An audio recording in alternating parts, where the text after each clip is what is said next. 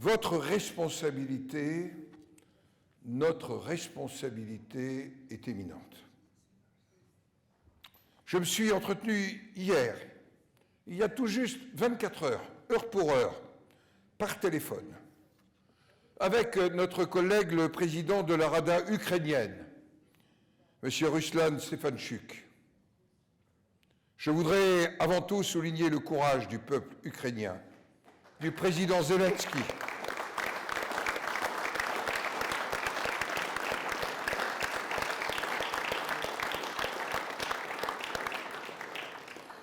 le courage de nos collègues de la Rada qui, à cette heure même, pour une partie d'entre eux, combattent l'envahisseur. Pour une autre partie, sont aux côtés de leurs concitoyens, mais en même temps font vivre leurs institutions. En un mot, ils résistent. Lorsque le courage physique s'accorde à ce point avec le courage et l'engagement politique, il n'est pas excessif de parler d'héroïsme. J'ai indiqué au président de la Rada que nous nous réunissions ce soir et je lui ai promis de vous transmettre les propos qu'il m'a tenus. L'Ukraine est face à un danger existentiel. L'Ukraine que nous connaissons, libre et indépendante, peut demain disparaître sous le joug conjugué de l'armée russe et de ce qui est devenu son vassal, la Biélorussie. Tous les messages de solidarité, d'où qu'ils proviennent, sont essentiels. Et je sais, mes chers collègues, que votre COSAC, après la conférence sur la politique étrangère de sécurité et de défense commune organisée au Sénat la semaine dernière, je sais que vous travaillez à une déclaration en ce sens. Les paroles prononcées de loin peuvent paraître faibles et vaines à ceux qui les énoncent. Lorsque l'on est face au danger extrême, elles sont réconfort. Elles disent que la cause est juste, que ce qui la motive est vivant et que cette cause perdurera. Tel est le sens profond du message que m'a adressé hier soir à votre attention le président de la Rada. Notre pays n'est pas seul, déclarait le général de Gaulle dans son appel du 18 juin 1940. À nous de dire aux Ukrainiens, vous n'êtes pas seuls, vous n'êtes pas seuls, et de le démontrer plus encore.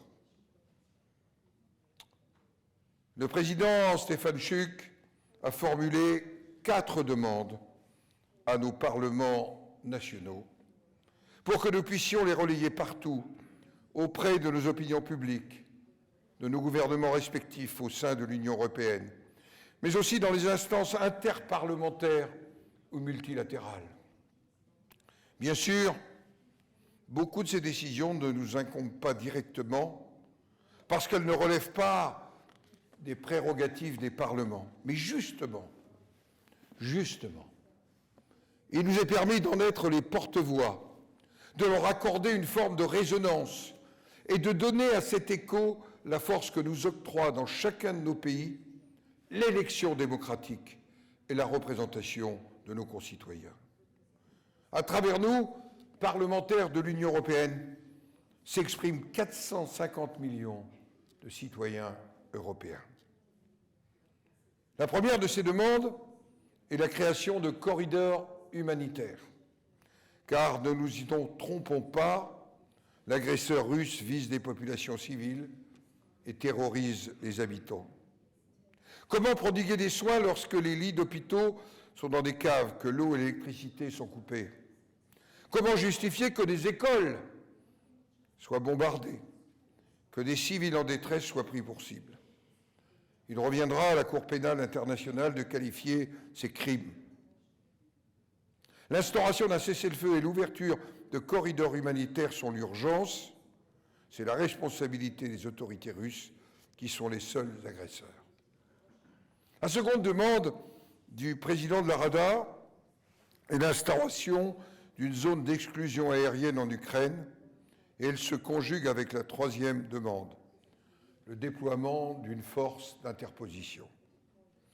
Seule l'Organisation des Nations Unies est légitime pour répondre à ces demandes et donner, si nécessaire, à une organisation régionale la responsabilité de faire appliquer les décisions prises.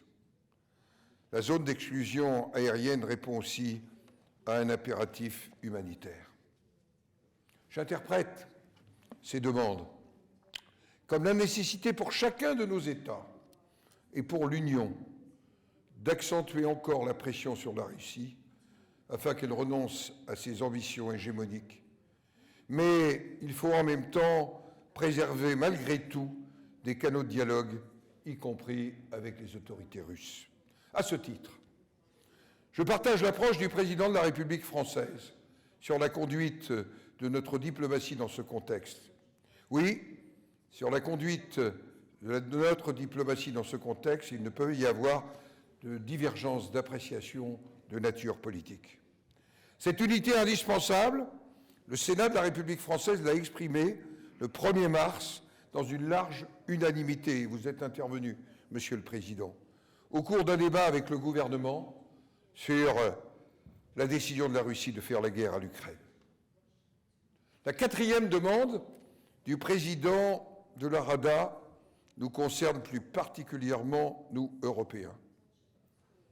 Le président de la Rada requiert notre soutien à la demande d'adhésion de l'Ukraine à l'Union européenne pour que nous donnions suite ainsi, en ces circonstances exceptionnelles, à une sollicitation formulée avec constance depuis la révolution de Maïdan en 2014 et rappelée par le président Zelensky ce 1er mars, Monsieur le Premier vice-président, devant le Parlement européen.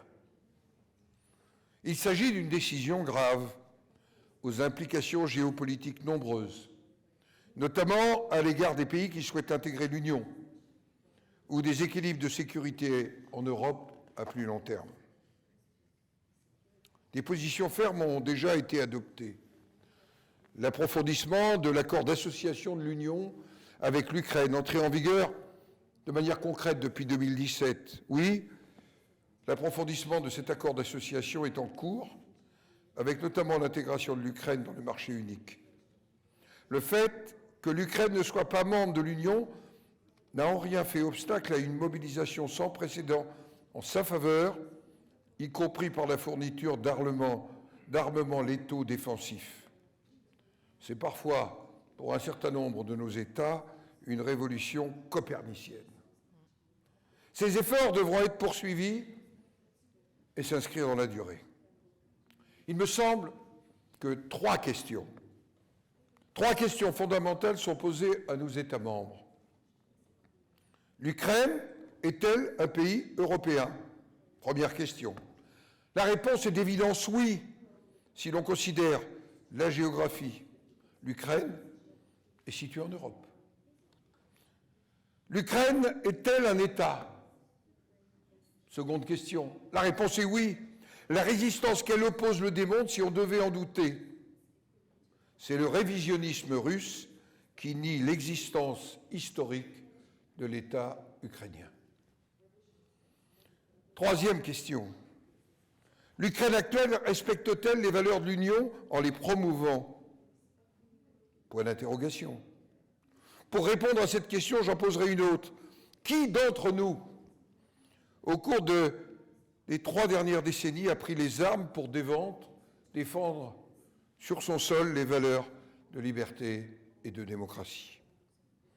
En définitive, examiner ces 3 questions, c'est constater que plusieurs des éléments requis sont réunis pour accorder à l'Ukraine le statut de candidat à l'Union européenne. D'autres éléments, bien entendu, devront être pris en considération. Il revient à nos exécutifs respectifs, sous votre contrôle, sous notre contrôle, et aux institutions de l'Union européenne, de trancher cette question hautement sensible. À différentes occasions, depuis 2014, nos gouvernements ont ensemble reconnu la perspective européenne de l'Ukraine. Je crois ce soir que nous devons la réaffirmer avec force et solennité. On rapporte que Périclès aurait déclaré, parlant de la démocratie athénienne, « J'ai davantage peur de nos propres erreurs que des plans de nos ennemis. » Fin de citation. Nous avons peut-être sous-estimé un temps les menaces, mais une fois celles-ci déclarées, puissions-nous continuer à dire « nous n'avons pas failli ». Comme à l'époque de Périclès, ce sont nos valeurs et notre union que nous devons défendre ensemble à travers l'Ukraine. Vive l'Ukraine libre et indépendante, vive l'Union européenne, vive la France!